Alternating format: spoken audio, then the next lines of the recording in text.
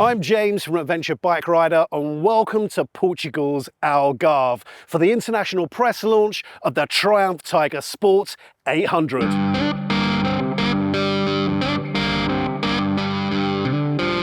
In this video, I'll tell you everything you need to know about the Triumph Tiger Sport 800, including: is this adventure sports tourer genuinely capable of covering big distances in comfort? Is the engine a return to the silky smooth Tiger triples of Triumph's past we love so much? And most importantly of all, is the new Triumph Tiger Sport 800 worthy of your hard-earned cash?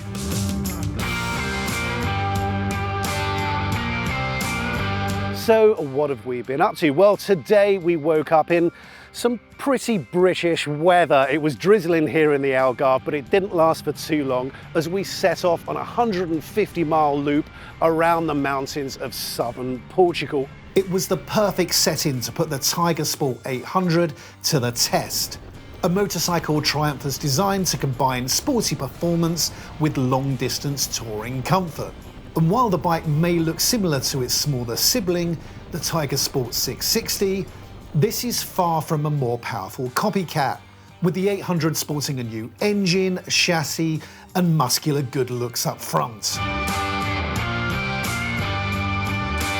The beating heart of this motorbike is a 798cc triple-cylinder engine that makes 113 brake horsepower and 84 Newton meters of torque. Now, those figures might not be mind-blowing, but boy, Triumph have managed to design this engine to give you so much performance. It's got a very flat torque curve, which means there's lots and lots of power available in the low and mid-range, which is ideal for touring, but also ideal for carving around in the twisties.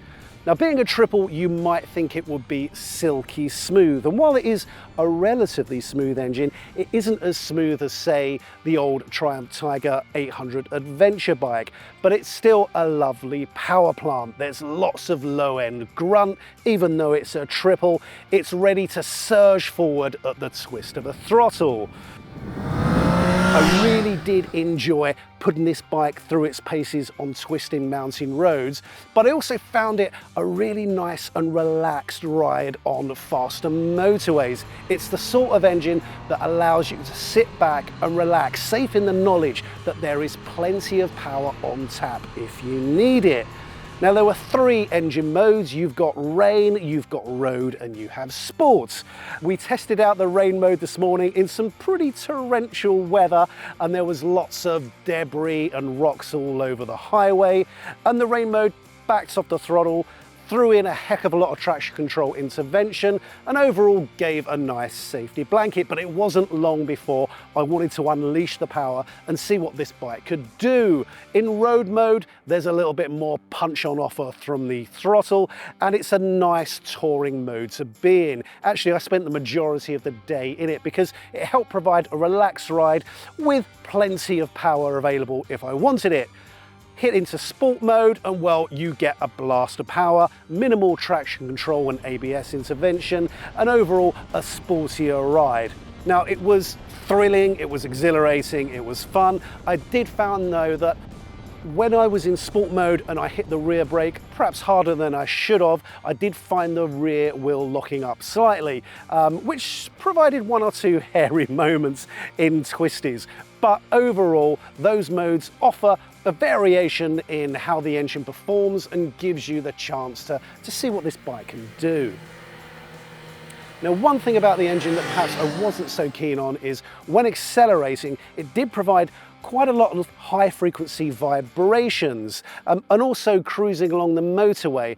Now, it wasn't too intrusive, but after a long day, I could feel a little bit of a tingle in my feet and in my hands while those high-frequency vibrations came through. Just something to bear in mind if you're looking to buy this bike to cover long distances day after day. Don't let the sporty elements of this bike put you off, because it really is a comfortable touring machine. Now let's begin with the riding position. It is deceptively upright. It's very much an adventure bike riding position and is actually more upright than some adventure bikes I can think of. There are nice wide bars, it's a natural reach to them, and the hands backside leg triangle is very relaxed, and the leg bend angle isn't particularly acute at all. It's a very comfortable place to be for, well, we spent 8 hours on the road today with a few stops, and I really didn't feel too many aches and pains other than the seat. It's by no means bad, but by the end of the day my backside was aching, and I think maybe because it scoops upwards a little bit. Again, it's not a bad seat, it was pretty comfortable, but after a long day in the saddle I did have a few aches and pains. When it comes to comfort, we also need to talk about weather protection. And it's another thing that the Tiger Sport 800 is very good at. Yes, you won't get as much weather protection as you'd find on a dedicated touring bike, or even some adventure bikes like the Tiger 1200 with their huge screens. But the Tiger Sport 800 did provide a nice bubble of air around my chest and my shoulders to cruise along the motorway on. And while there was a fair bit of wind hitting my helmet, I had a peaked lid on throughout the day, and I didn't feel much sail effects or buffeting at all. Now this is helped by the fact that the Tiger Sport has this lovely screen which is really easy to put up and down with one hand. When it's down, you get a nice smooth flow of air. When it's up, you are cosseted to an extent from the elements. When it comes to suspension, Triumph have chosen to use Showa forks and a monoshock at the rear. Now the system works very well. There's a very generous 150 millimeters worth of travel. The result is a very comfortable plush ride. Now there's no electronic gadgetry within that suspension, although it is adjustable front and rear, but it will be done manually. But there's no need for it. It provides a lovely ride. It was smooth. It soaked up the lumps and bumps of the road, but it was also stiff enough to give me confidence when I was pushing the bike harder. Now you can tweak the suspension if you like, but to be honest with you, I found it performed very well in the stock settings straight from the factory. I was impressed with the lack of fault dive on this bike under heavy braking, and talking of brakes, they perform very well. There's a twin 310mm discs up front, a single disc at the rear. They're Triumph branded, they work very well. They're not the most sophisticated kit on the market for a bike that's under £11,000. They're well spec'd, they do the job, and throughout the day I was either single finger or two finger braking, which goes to show that these things are decent pieces of kit. I certainly didn't feel like I needed more stopping power, even when I overcooked a few corners. You can test ride all the latest adventure and touring bikes at the ABR Festival 2025. If you're looking to buy a new motorcycle, there's nowhere better to compare and contrast bikes from the world's leading manufacturers. Head over to abrfestival.com to get your tickets today.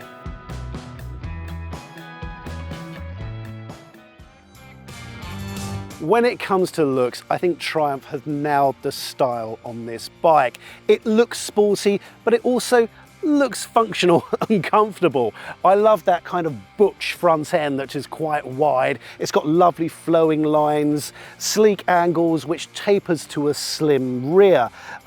It looks like a sporty bike, and it's very much a bike that you stand back and admire. When it comes to technology, Triumph have resisted the temptation to stuff its bike full of the latest tech to keep up with the Joneses. And that's because they had one eye on the price, and they didn't want this bike becoming over bloated and over expensive. But it does have some nice touches, particularly for long distance touring. We have cruise control as standard. The shift assist, which is a form of quick shifter that snicks up and down the gearbox. And it works very well indeed, even at low speeds. We've got these wind deflectors, and overall it helps with that long distance comfort that you want to find in a touring bike.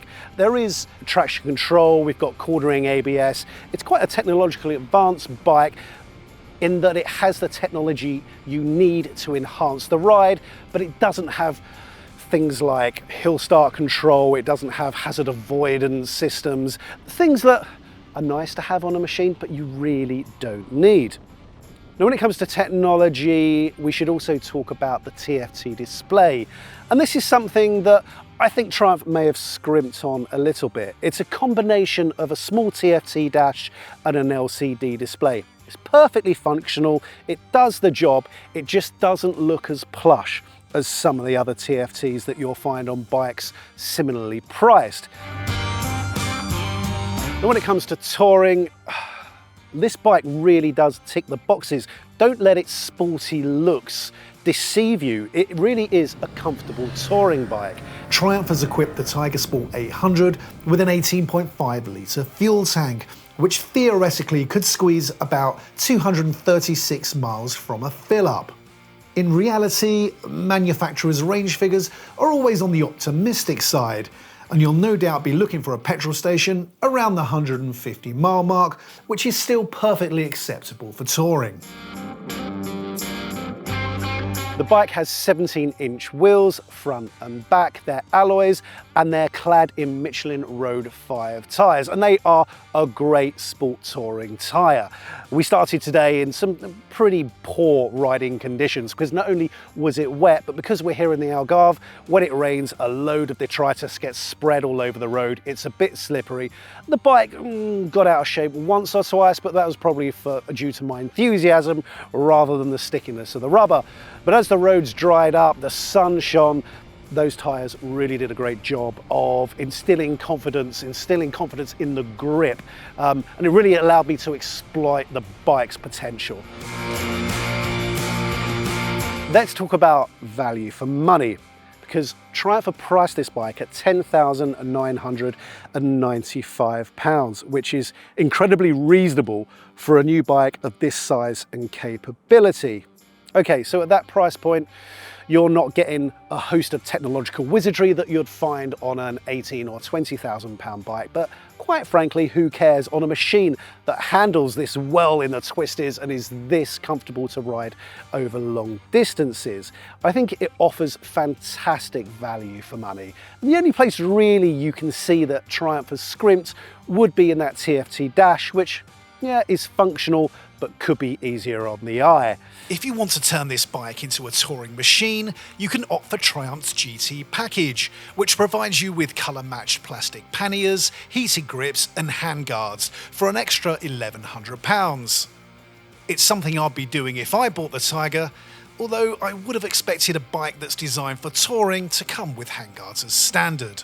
The panniers offer plenty of room. We haven't got them on this bike here, but I had a look last night at a presentation. You can get an extra large full face helmet in each, and Triumph also offers a large top box, and you can get 2 extra large full face helmets in that top box, probably an extra large pizza as well. It equips this bike to cover big distances while also still looking quite sleek and quite cool. What a fantastic day it's been riding this bike here in the Algarve.